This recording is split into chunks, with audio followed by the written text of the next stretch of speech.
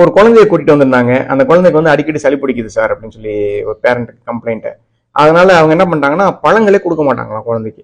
நிறைய பேர் சொல்றாங்க இந்த மாதிரி நாங்கள் வந்து பழங்களே கொடுக்க மாட்டோம், பழம் என் குழந்தைக்கு ஒத்துக்காது, உடனே சளி பிடிச்சிடும் அப்படின்னு சொல்லி. டு பி ஃப்ராங்க், உண்மை என்னன்னா சளி பிடிக்கிறதுக்கான காரணம் அப்படின்னு பார்த்தா 2 காரணம் தான் இருக்கு. ஒன்று வந்து கிருமிகள், வைரஸ்னால தான் கிட்டத்தட்ட 90% சளி பிடிக்கிறதுக்கான காரணம் வந்து வைரஸ் கிருமிகள் தான். அந்த கிருமிகள் தான் வந்து மூக்குள்ள போனோம் அது இன்ஃபெக்ஷன் ஆகி நமக்கு சளி பிடிச்சிட்டு இருக்கும். 2வது காரணம் அலர்ஜி, ஒத்துக்காத விஷயம்.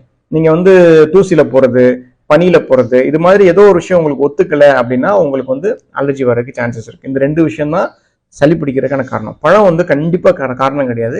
எல்லா பழங்களும் குழந்தைங்களுக்கு அவசியம் கொடுக்கணும். பழங்கள் கொடுக்கும்போது குழந்தைங்களோட எதிர்ப்பு சக்தி அதிகமாகும், குழந்தைங்களுக்கு தேவையான விட்டமின் கிடைக்கும், அதனால ஊட்டச்சத்து கிடைக்கும், குழந்தைங்க நல்ல ஆரோக்கியம் வளர்றதுக்கு பழங்கள் கண்டிப்பா அவசியம். ஆனால் பழங்கள் ஒரு சில பேருக்கு அலர்ஜி ஆகலாம். இது ரொம்ப ரொம்ப ரேர் கண்டிஷன். ரொம்ப ரேரா ஒரு சில பேருக்கு சில பழங்கள் ஒத்துக்காது.